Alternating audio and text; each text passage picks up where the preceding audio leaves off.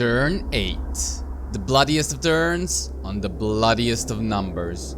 The turn when our rampage took us through Sylvania, up to Kislev, back to the Empire, through Britannia, on to Ulthuan to put the lesser god in its place, then set sail to Naggarond, up to the Chaos Wastes to claim the skulls of some more inferior Chaos champions, then through the Mountains of Morn and into Zharr-Naggrund, where we managed to achieve ultimate campaign victory, and all of this without using any exploits whatsoever. The mere fact I was able to pull all of this off on the turn of the unholiest of numbers shows that the Blood God has blessed this campaign with enough slaughter and carnage to make it all possible. If you're wondering why the need for such a journey, well, in order to trigger the endgame crisis to happen before turn 10, you have to achieve long campaign victory, and in order to achieve long campaign victory, you have to kill Nakari, which is why we had to go the long way around to reach Zharr-Naggrund. Now let's begin this bloody journey, and I will show you everything I did to make it at all possible, so that you too can attempt this if you want. As for the settings, it is on legendary difficulty with very hard battles, enable the endgame crisis, enable only the chaos dwarfs, and no mods nor exploiting is allowed. Turn 1, I start researching the Gore Feast banner, move Skarbrand closer to the enemy army, attach the Blood Reaper, and begin the battle. Now you might be wondering why I didn't activate the Skull's Turn ability, and well, it is because we will need to have it active on turn 8 so that we can get the 15% campaign movement replenishment when raising settlements, which is why we will have to wait before activating it. This unfortunately means we don't get any summons to use in battles before then, nor do we get stronger blood hosts. So these early battles are going to be much more difficult to deal with than usual. After winning the first battle, I attack the settlement and blood for the blood got it, but I make sure to backspace when raising it so that Skarbrand doesn't move too far backwards.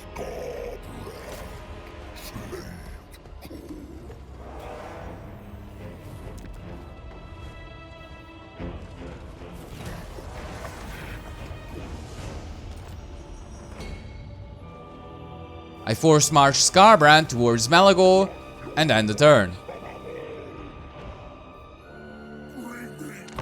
Turn 2, move Skarbrand between Sunken Kurnak and Galbaraz, join war against Malagor with the vampire counts, besiege the settlement and bring in the blood host. Now, a few people have stated they can't manage to reinforce Skarbrand with the blood host, so just move it in this exact position, and if you fail, just keep trying until you manage to get it right, as it might just take some trial and error. The battle is more difficult than usual, considering we have a smaller blood host and no summons,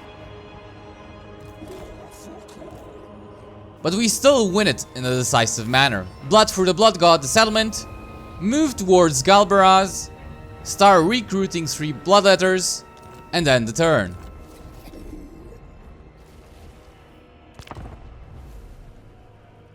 Turn 3, attack Galbaraz with the blood host and sack the settlement. Occupy afterwards as well with the blood host.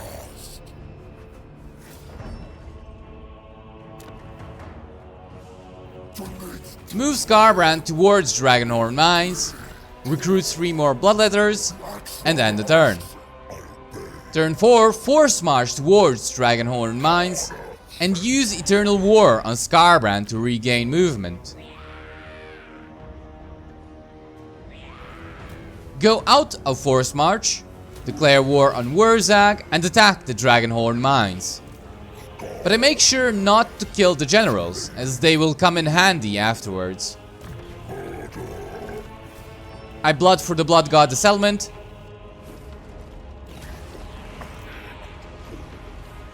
move Skarbrand into ambush stance closer to the blood host, and then I disband all of the units but Lord in the blood host, so we make an appealing target for Wurzag to attack. Now putting Skarbrand into ambush was apparently unnecessary, and the blood god made sure to correct that mistake, as Skarbrand immediately gets discovered.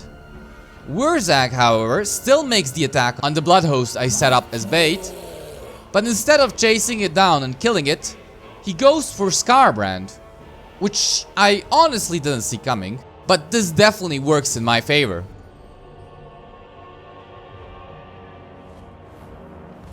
I then box in Wurzag into the corner of the map and proceed to smash his army. But most of them get away, which, again, will work in my favor later on. Turn 5, I attack the army that was closer to Naggarond. It retreats and I attack it again, drawing out the garrison of Naggarond. I win the battle and weaken the garrison so I can just auto-resolve the settlement and sack it.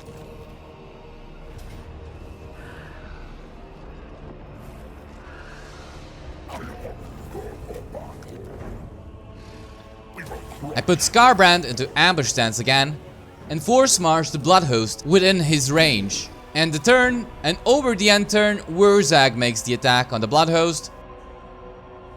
We win against Wurzag again and let his army live again.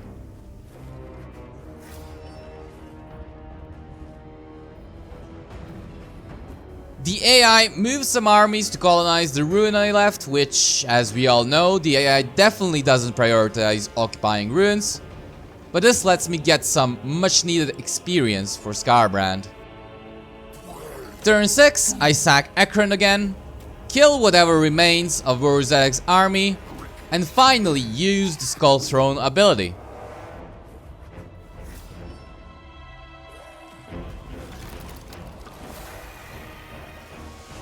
Afterwards, I kill the Scabby Eye army first, and then I sack Dragonhorn Mines to be able to reach rank 13. This means from this point on, we get 50% campaign movement back after winning battles. I recruit a regiment of renowned corn dogs and attack Bitterstone Mine. I blood for the Blood God the settlement and use backspace to stop Skarbrand from moving backwards.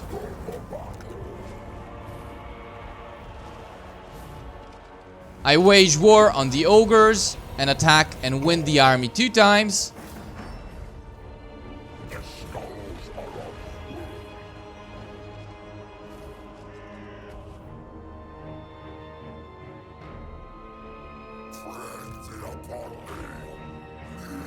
Then I attack the ogre camp.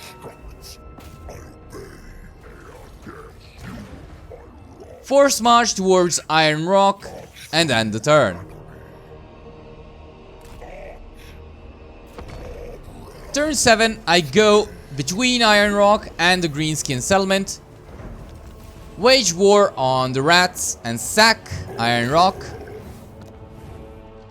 I move between the Greenskin settlement and Karazakarak, attack it and blood for the Blood God settlement.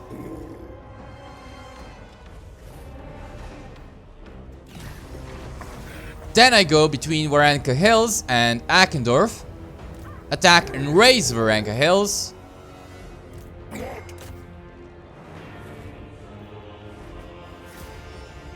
Afterwards, I attack the Forest of Gloom, and boy did these gobbos put up a fight.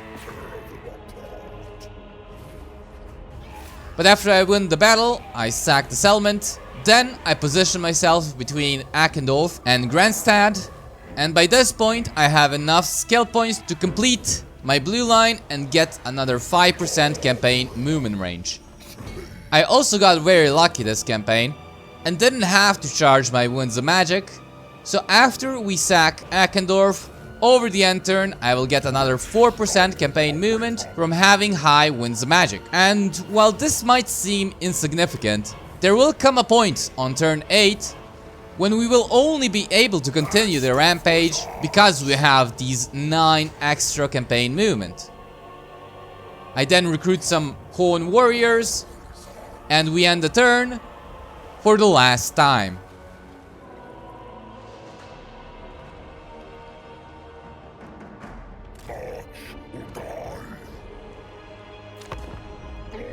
Turn 8, the final turn of this campaign, was the turn where the Blood God blessed me with enough favorable RNG to be able to fight enough battles to reach Zharr-Naggrund at all. I'll leave you for now to enjoy the path of destruction I carved, and give you any noteworthy information when we come to it.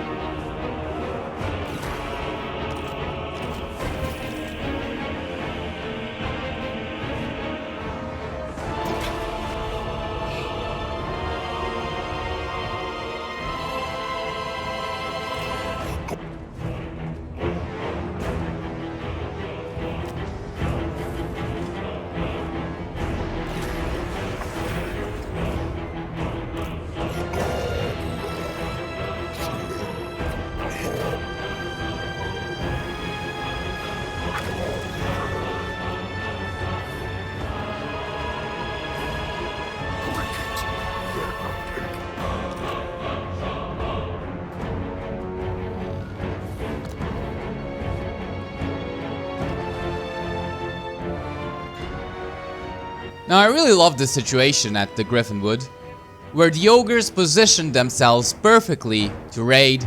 You just have to attack them, win the battle, attack the Gryphon Wood afterwards, and raise the settlement. Skarbrand will then get pushed all the way around and make it so we will be able to avoid traversing difficult terrain, which would usually consume a lot of our movement.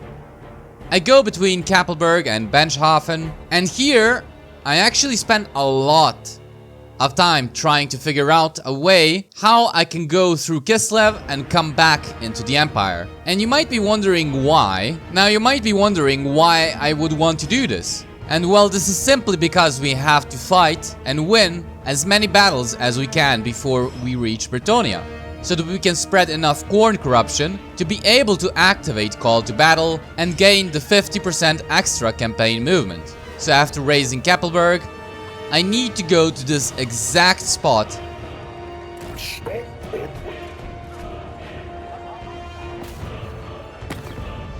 Absolutely not. Stop.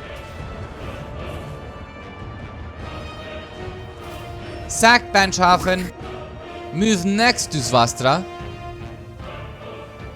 so that when I sack it, I move just a bit towards Kislev on the road here, and from this position I can move between Kislev and Prague.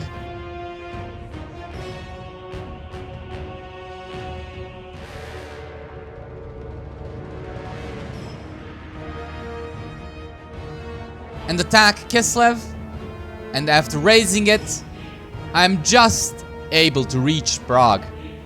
Now this might not seem like an achievement, but trust me, I spent so much time trying to figure out a way to reach Prague in this way that for me, it was as momentous as achieving the victory itself.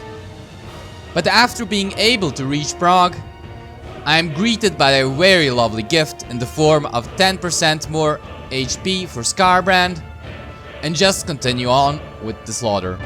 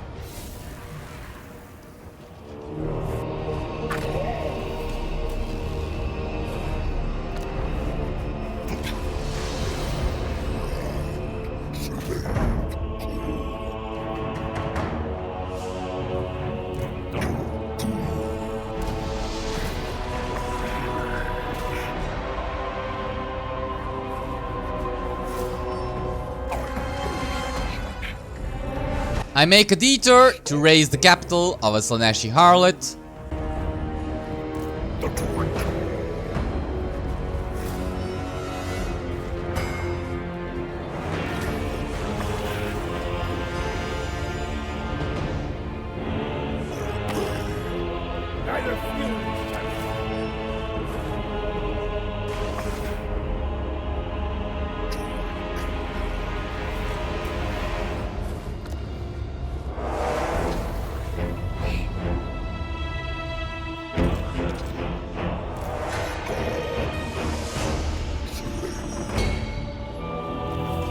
Get a completely worthless trait after killing the Sultan. And here again I have to be very careful with my positioning of Skarbrand when raising Castle von Ruken, as I have to be able to move behind Wulfenberg to be able to reach Hagig.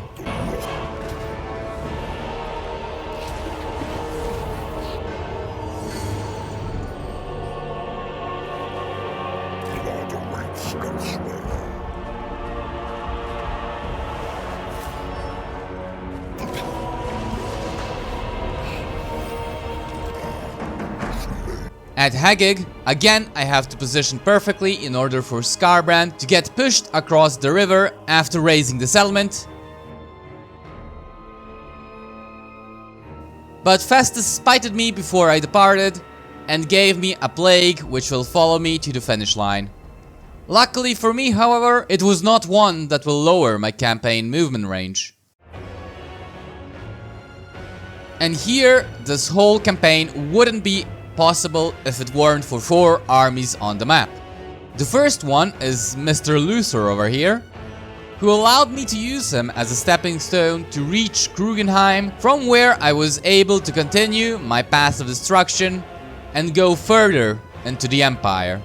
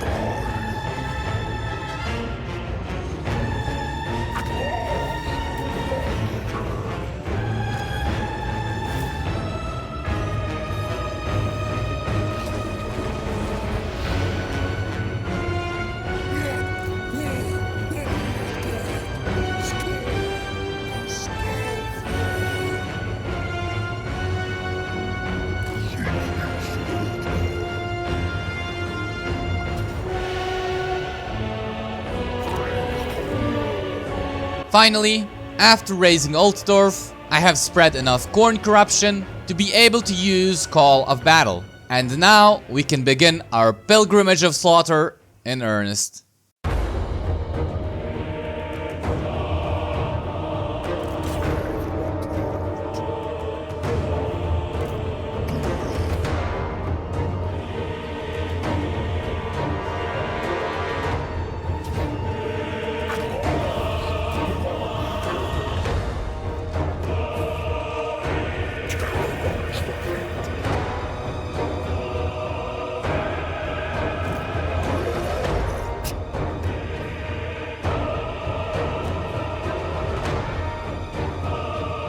I skip killing Ulthuan as I don't want his defeat rate.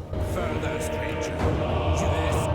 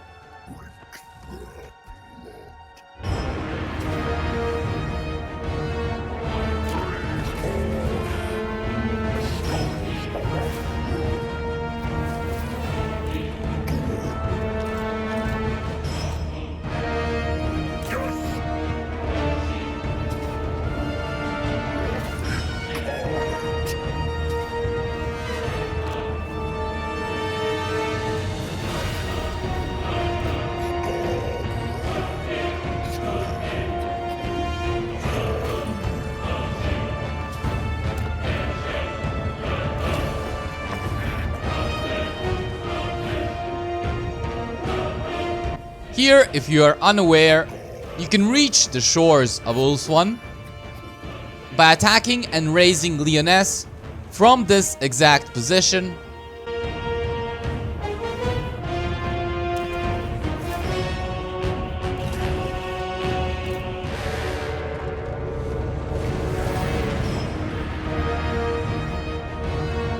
After raising the settlement, set sail, and you will be able to land just on top of Misnar. Make the attack, and after raising the settlement, you will be able to reach 3 different settlements. But our goal here is to kill Nakari and get some good defeat rates along the way, such as Elsarians and Tyrians. First, I raise Elysia.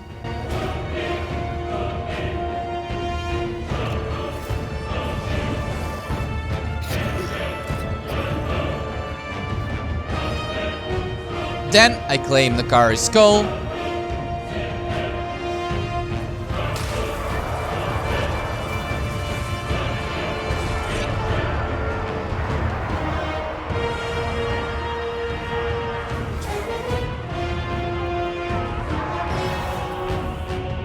I come back to Tor Arch, raise it, and continue the slaughter.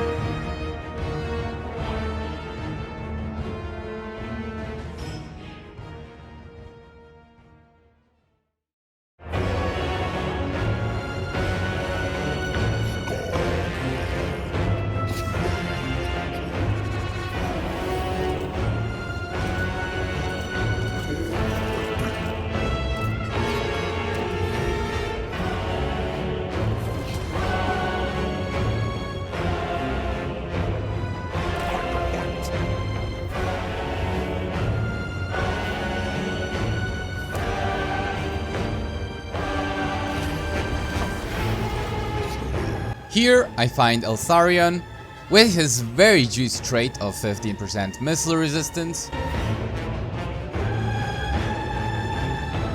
Go behind the greenskin settlement and raise it.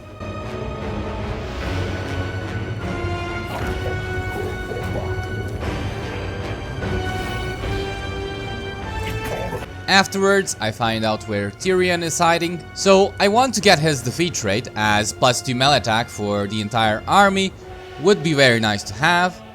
But by declaring war on him, I have to go through the inner side of Ulthuan in order to reach the other side and set sail for Naggarond.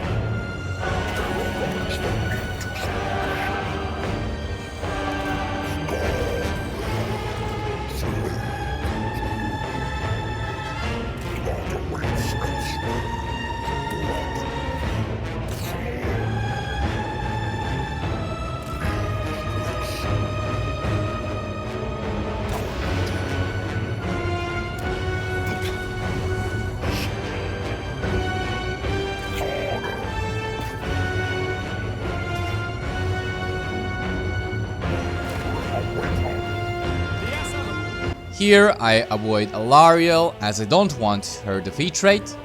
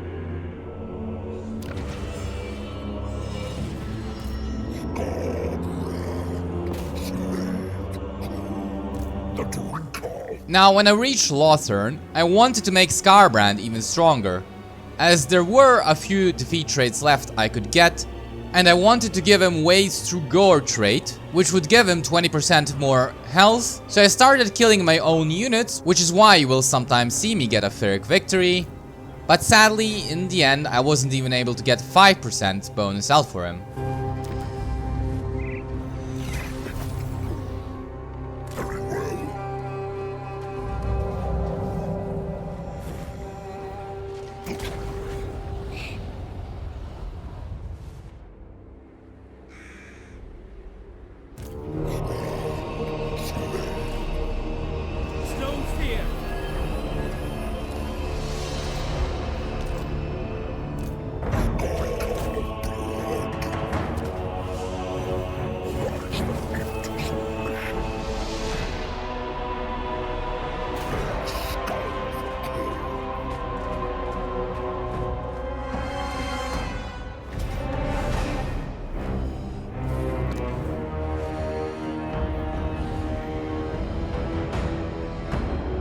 Now at this point I really didn't want to attack Count Noculus, so I wouldn't get his defeat rate, but I saw no other way of reaching the other side, so I just had to suffer a worthless defeat rate.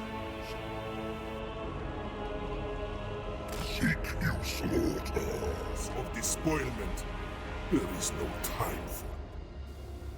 After sacking White Peak, I am able to reach Arnheim across the sea, where Mother Stinky was waiting for me.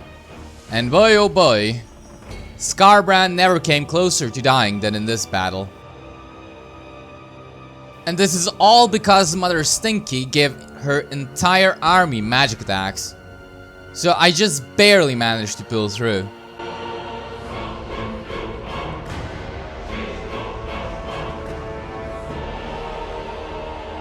But after we dealt with her, we were able to continue our rampage.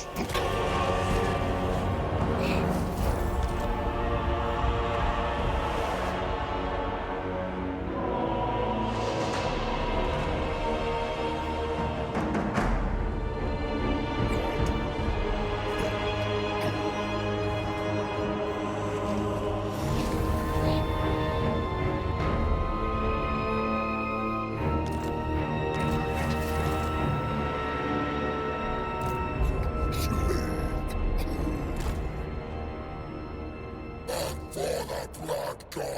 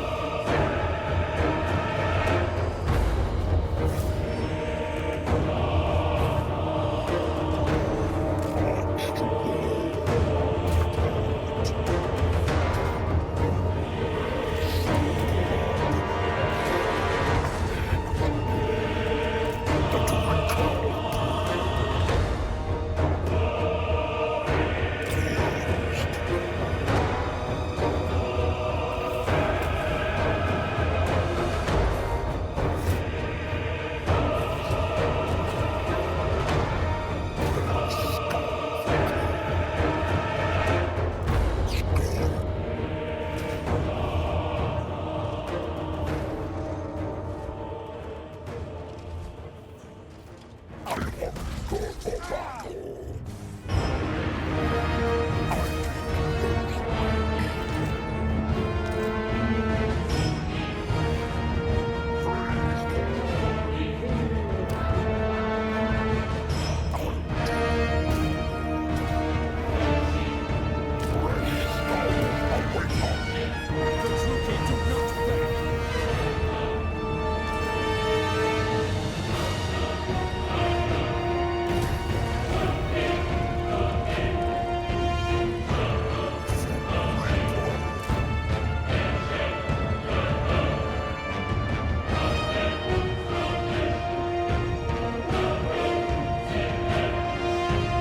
We blew up Naggarond just to make Malekith's cry.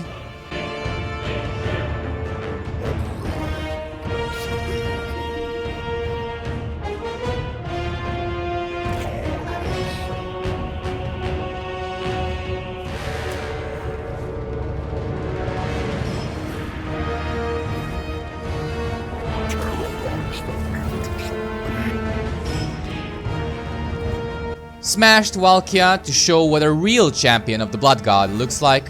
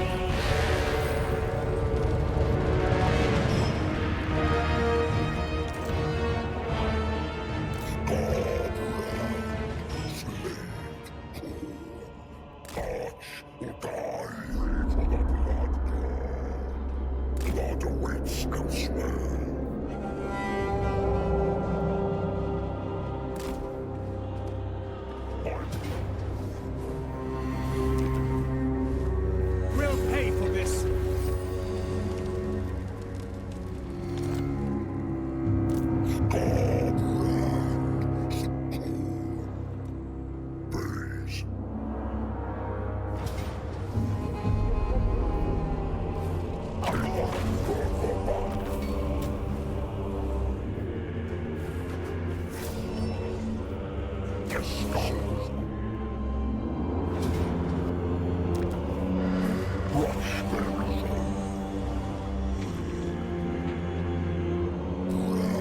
Here we gave Sigvald a black eye to match the one we gave to the rest of the so-called Slaaneshi champions and get a beautiful defeat trait from him.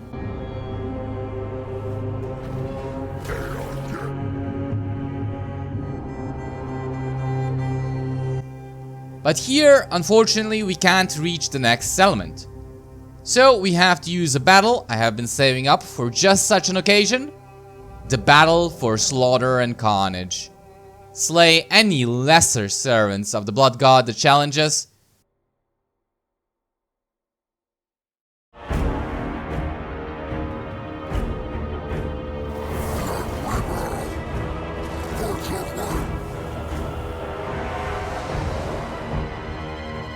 Reach all of the requirements to achieve a long campaign victory, and trigger the endgame crisis to spawn.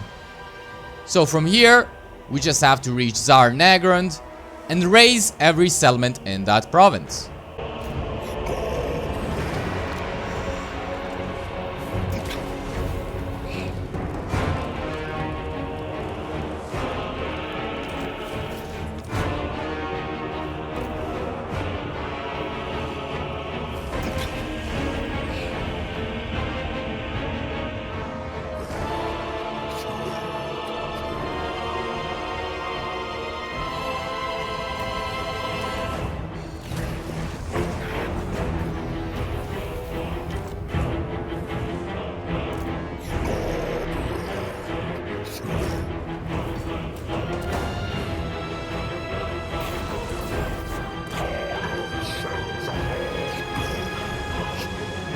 By this point, we spread enough Khorne corruption to unlock the third unholy manifestation, which gives us more skulls. And why not use it? The blood god will surely not be disappointed.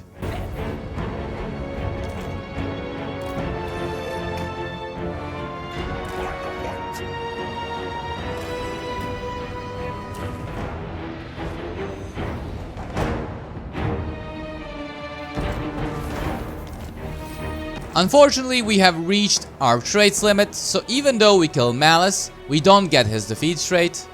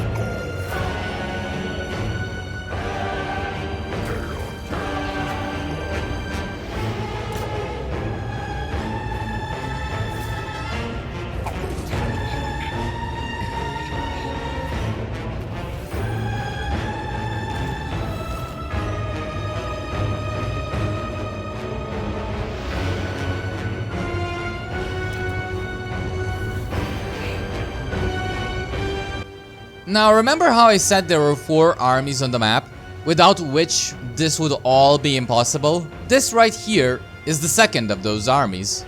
And you may think I was joking, but this isn't my first trip around the world, go figure. And if you attack the Crystal Spires head on, you wouldn't be able to reach the Howling Citadel. But if I kill the garrison outside of the settlement, I can go around it and raise it from the direction I want to travel in.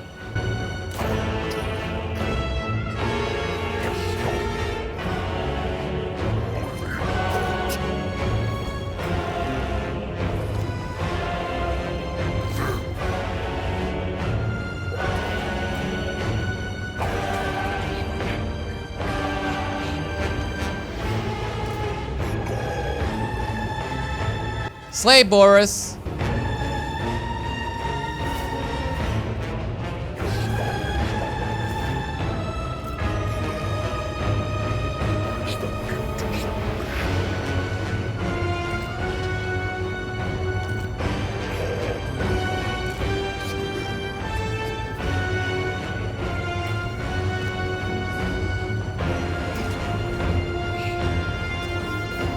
Slay the Never Chosen.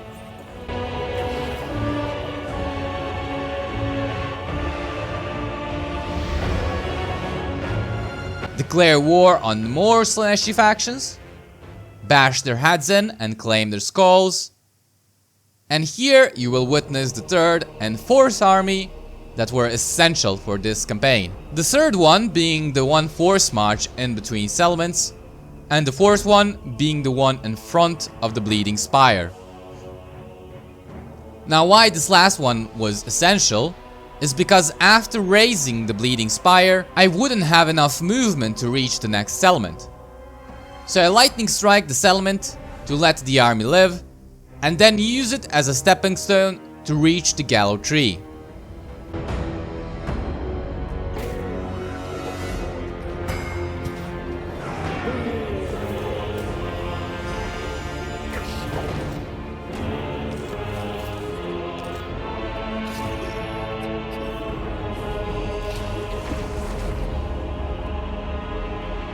After raising Gallow Tree, I go into this position for raising Plains of Zambijin.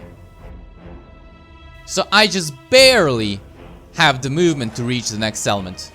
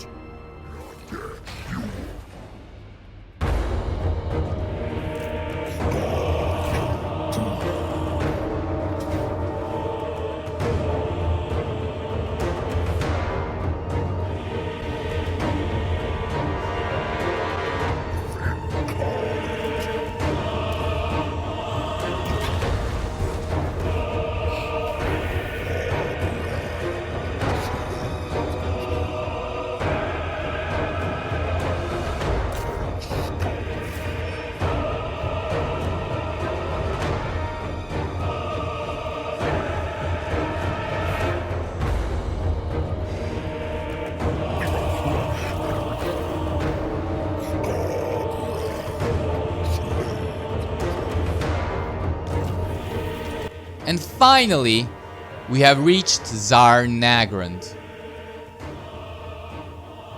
Now, surprisingly, these battles were much easier than in my previous attempt, where we achieved ultimate victory on turn 12. And here I will show you a little trick you can use to have the AI kill its armies. If the AI has any bombardment spells or abilities, if you hide your army and summon an infantry unit on top of the enemy army, they will bombard your summoned unit regardless if they will hit their own or not. And for the next hour and a half, I slaughtered the Chaos Dwarves,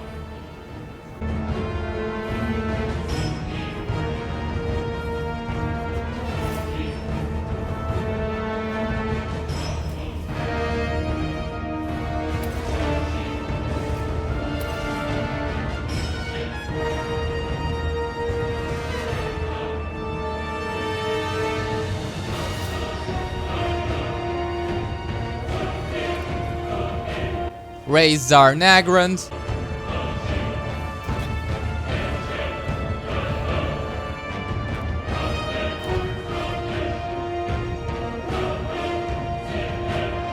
raised the Falls of Doom,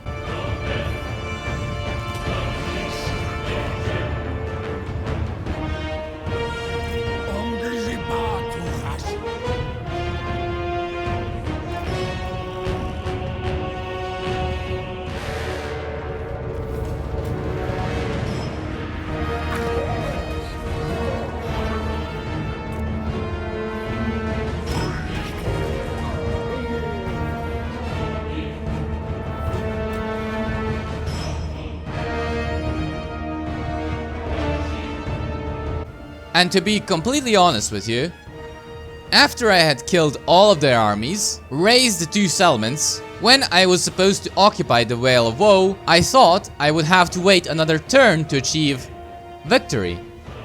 As I was blissfully unaware of the fact you can just raise the settlements now to achieve it. So when I got the pop-up for campaign victory, I was genuinely surprised. Turn 8 victory. Truly this campaign was blessed. I hope you enjoyed this video as much as I did making it. Don't forget to subscribe for future content. Thank you all for watching, and until next time.